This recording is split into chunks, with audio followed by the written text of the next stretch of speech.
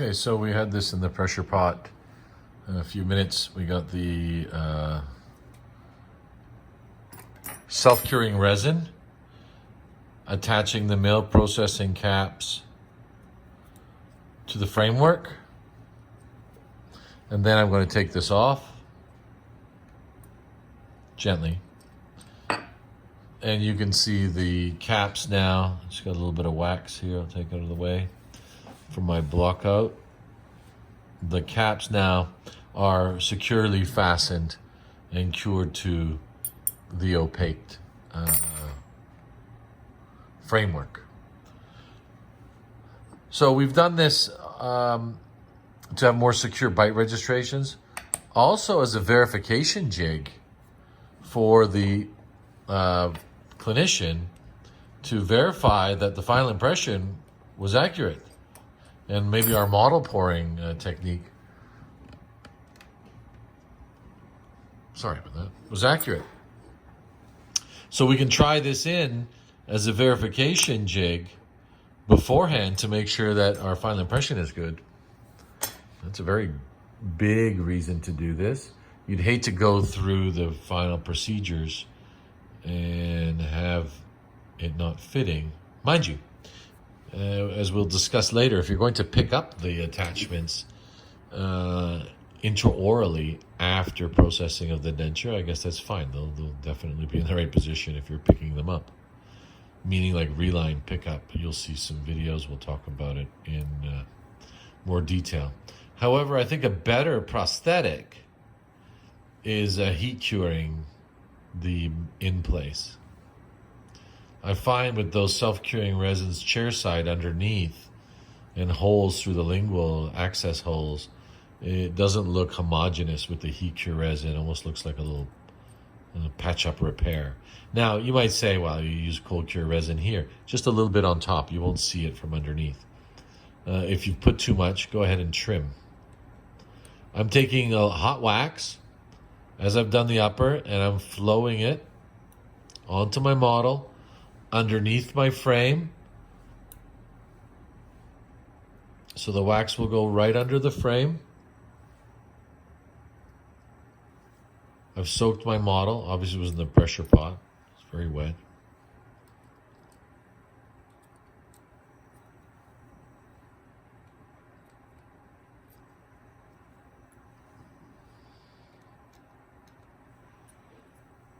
This takes time. Don't try to cut corners by putting a sheet of wax on the ridge. Flow hot wax. It'll get a better impression of the ridge. You'll get a better fit of your rim. There'll be no voids underneath, no cracks. It'll just be like acrylic except in wax. Perfect, smooth fitting tissue side intaglio surface of the occlusion rim. Maybe under the frame, you may have a few small voids if you didn't get it hot enough, and you can leave them, or maybe carefully, very carefully touch them up afterwards. You don't want to start adding wax underneath after you take the rim off, compromising the fit of the rim. That's the worst thing you can do. No alcohol torch, no hot instruments, no adding, pounds of wax underneath the intaglio surface. Maybe a couple spots, but definitely erring on the air on the light side. You don't want to start adding extra, and then now you have impingement of the tissue when you go to put the occlusion rim in. So you're going to err on the cautious side if you're going to add any at all. Or you can be really careful now when you're flowing hot wax and get it right under the frame, fill any voids.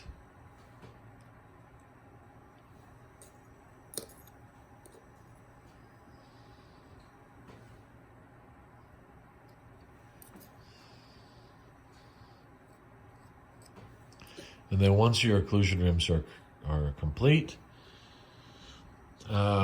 we have a simulated case on the articulator, which actually is what I made the upper rim on, but nevertheless, we're going to simulate the bite registration on those mountings We'll simulate different cases for different condylar guidance, so students can experience a different condylar guidance. So we're going into protrusive contacts that we will probably most likely change and be very careful in the anterior region of overbite overjet, as well as compensating curve in the posterior region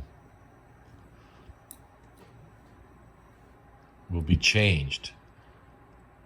Just as a rule of thumb, I'm thinking the higher condylar guidance, there'll be more compensating curve of the distal of the 6 and 7. So when the patient goes into protrusive, we've compensated for Christensen's phenomenon in a protrusive movement. It's important for the patient to have balanced occlusion in protrusive left lateral or right lateral to minimize rotation of the dentures under function, minimize the rotation or the movement of dentures under function, or even under no function, just under slight clenching, grinding movements.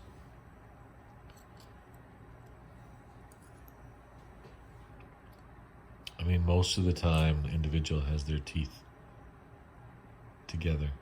Very rarely are we walking around with freeway space, especially these days of more stress.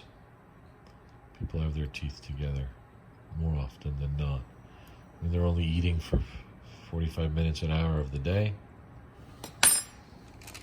Combined, the chewing movements, but it's the parasympathetic movements we have to be concerned about. The parasympathetic movements, the involuntary movements, the mandible, to minimize the movement of the maxillary and lower dentures under function and non-function, to minimize trauma to the underlying mucosa from that movement, and that will minimize bone atrophy over a long period of time, plus patient comfort, plus enhanced function with less pain or less eccentric contacts in lateral movements. That's basically all we're doing in the balanced occlusion, is minimizing left and right movements. Now we're going to use a lingualized occlusion, minimizing eccentric contacts and lateral excursions and protrusive excursions. We're going to use a lingualized occlusion, and the whole idea is to have more freedom in centric, not lock the patient in one position like that pin tracer on the nathometer would do. Freedom in centric, to have some lateral side shift under clenching position, protrusive shift in clenching position. And this freedom in centric is going to minimize our denture sores and denture adjustments. Some teeth don't have that built-in freedom of movement, and then we're going to get freedom of movement with our handpiece. But these teeth, generally, you can have a good cusp fossa relationship in function and in clenching or closing. Again, I'm going to soften, fold, remove any of the air bubbles, fold, roll, or combination of both. You can fold it in half, and there's many different ways to do this. As long as you are expelling any air, which I'm kind of trying to do as I go, but only if the wax is very pliable.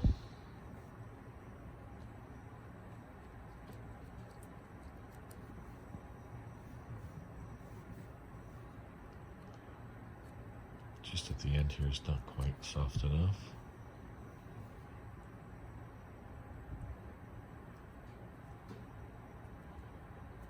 So I've kind of made a rectangular, very soft, very pliable wax block here. I flowed hot wax, a lot of it, on my model. under the rim. I'm going to soften it now with the alcohol torch. Make sure that wax is very molten, so that will kind of connect with this one a lot easier. And as we did the upper, we're going to use our hands. We're going to use our hands more than any instruments. Our hands to shape the rim. I'm squeezing it down all the way down the buccal and lingual extensions. Atrophy of the lower is pretty much straight down. The base of the model is parallel to the ridge, and my rim parallel to that. After my bite registration, I may go back to the model trimmer if the bite is not that, and change the angle of the base to that match of the rim. And that's why I would leave my master model slightly longer or thicker till after the bite registration. I may have to go touch it up in the model trimmer slightly, so that I can mount on my articulator, semi-adjustable articulator, a lot easier with that kind of horizon matching, or that horizontal plane matching that of the rim, of the base, excuse me. The horizontal here of the rim, matching the base, matching the ridge, matching the interpupillary line, matching Camper's plane, matching the upper member of my articulator, giving me reference points for my setup. And this minimizes a lot of canted setups where you're setting up and then everything is kind of going downhill, like on this angle. Now, naturally with the face bow, you may end up with something like that, but you can go in and adjust the base of the model after your face bow. If you're doing average value mountings, then no excuses to have those models mounted parallel to the plane of occlusion, parallel to the base of the model, parallel to the ridge, parallel to the interpupillary line, parallel to the upper member of the articulator, and parallel to Camper's plane. Mouthful. But if everything is parallel in an average value mounting, then you have really very little excuses or reasons to start setting up in a canted position. You have very good reference point to the horizon. With some visuospatial basics, I think you have some very good reference points to the horizon.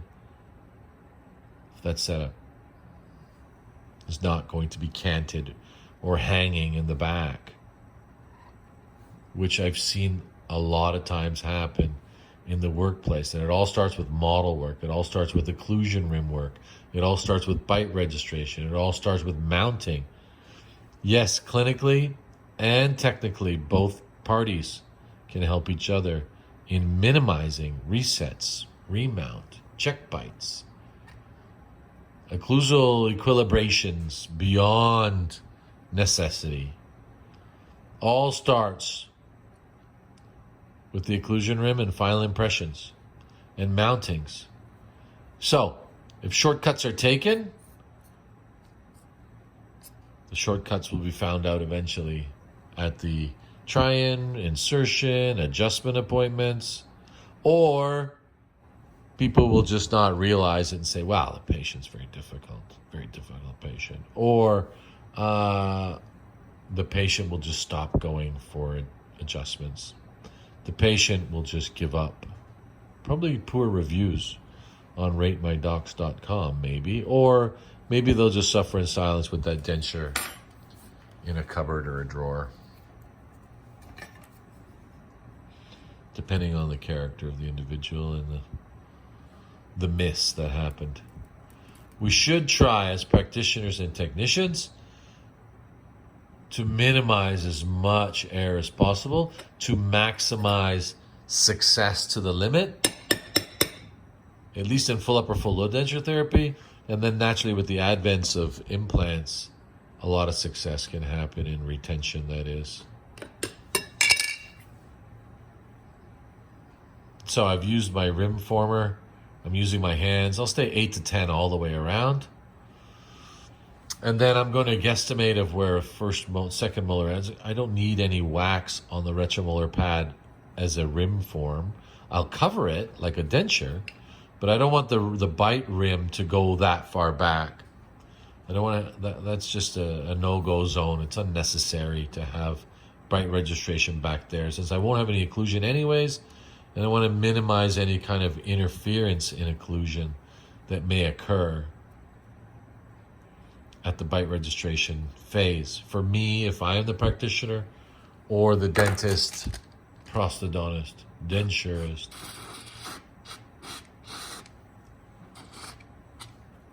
Nice and soft, on the ridge.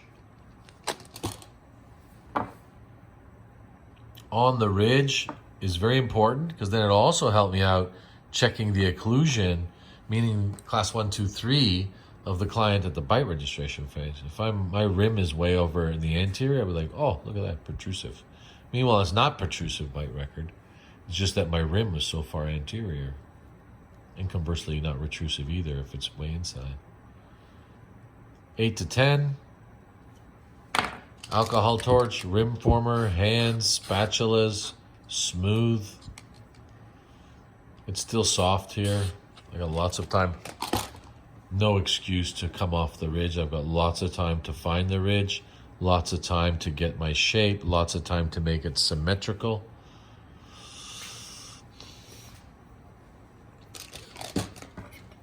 It's just a little difficult for me working around this camera here, but I'll manage.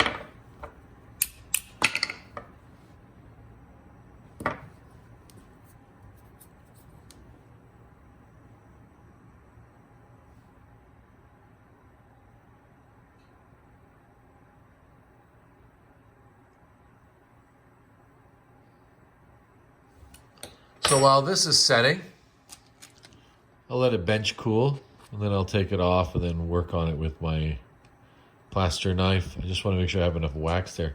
I don't want to start adding wax after it's cooled off. I'd rather have a little extra and then reduce. It's easier to reduce than add. I don't have to wait for anything to cool off. I can just reduce, and then a little alcohol flame, and then I'm done. So 15 minutes. 20 minutes for occlusion rim, 25 minutes, half hour at the most, if you want to take your time, but 15, 20 minutes would be average.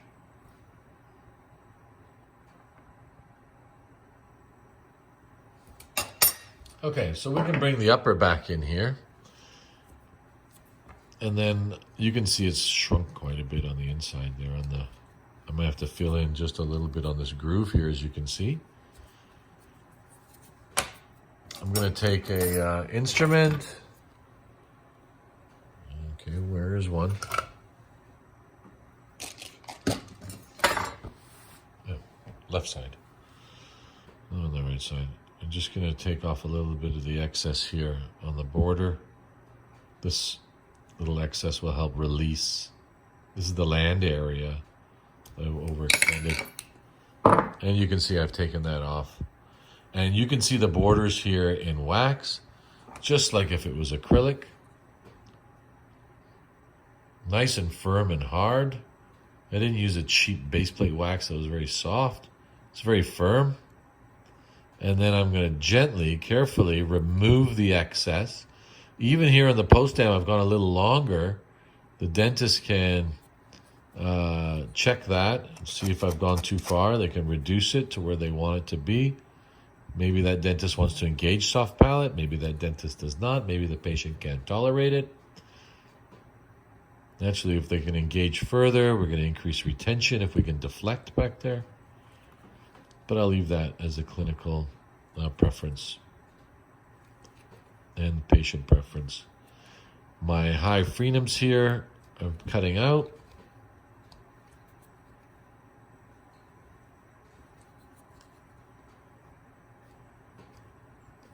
Now, don't go inside here with a spatula or an alcohol torch. It's not going to fit back on the model. Please don't do that. I'm just using this knife to kind of basically muscle trim the border here of the denture in wax. Once I'm satisfied with that, I'll go back and put it on the model. And where I was a little aggressive, I got some flakes here of my wax. I may go alcohol torch Here I can check my measurements if I'm a little bit long or a little bit wide. I can reduce if I've got some voids here like I do right here. I can heat up my spatula. Kind of reseal there just a little bit. There we go. It kind of peeled away from me when I was carving with my knife. Alcohol torch, nice and smooth. Gentle now with the alcohol torch. Don't go crazy now and get it all dripping off the model. Gentle. And you can go back over it again. This is a good tool, I think, the alcohol torch at the end, if used appropriately.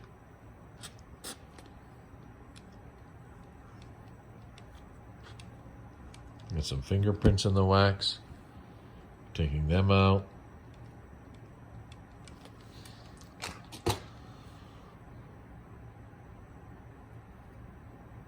I use my hand to smooth out any kind of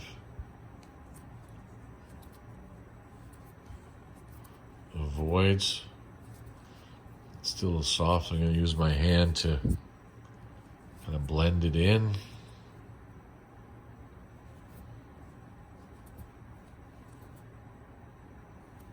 I want this nice occlusal surface of the rim to be sharp because I want an intimate contact and centric relation for the practitioner when it comes time to do centric relation records.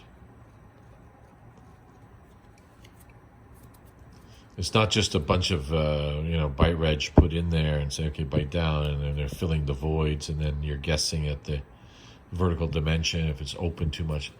So the practitioner should get these occlusion rims sitting intimately, intraorally, at the correct vertical dimension. Here you can take your ruler now around the lateral area. I'm around 23. I've still left myself a millimeter to reduce. At least I don't have to add.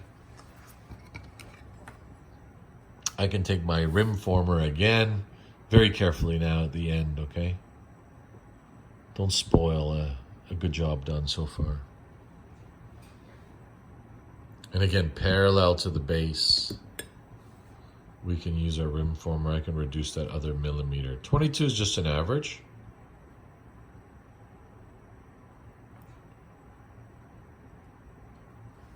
Nice and sharp. Alcohol torch on the buccal corridor. Alcohol torch. And with the dentist has a nice land area for midline, canine line, smile line, protrusive line, centric relation lines. Got a little indentation right here. Not the end of the world, but I'll fill in with some wax just to kind of fill in this kind of depression right here, the carve. Maybe you can see it on that angle. When you start to do this, though, from your wax pot, you may get a different, color wax, which looks a little odd. So if you're using the same wax, maybe the one I've waxed here on the table, in case I've got different waxes in my wax pot.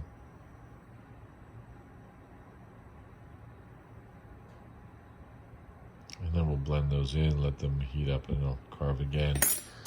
And with my alcohol torch, blend them in.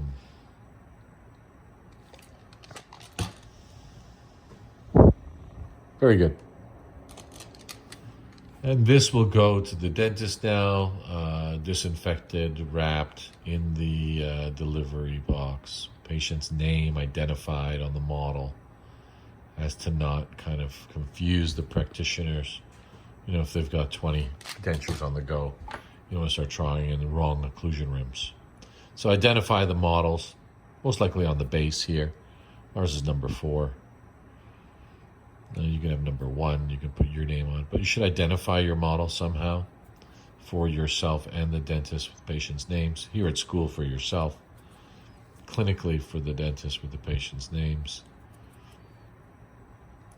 Or pan numbers for large laboratories, that when it comes back, they want to know which pan it was in.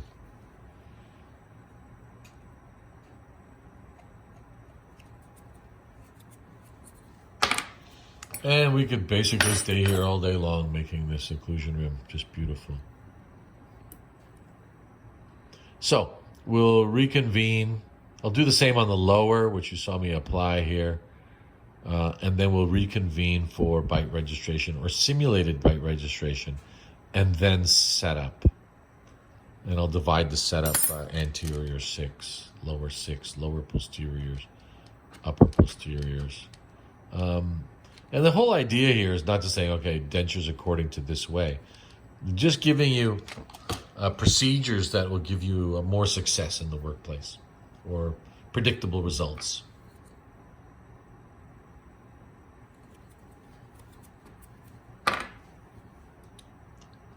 Okay, nice and sharp, 22, 8 to 10, 3 to 5.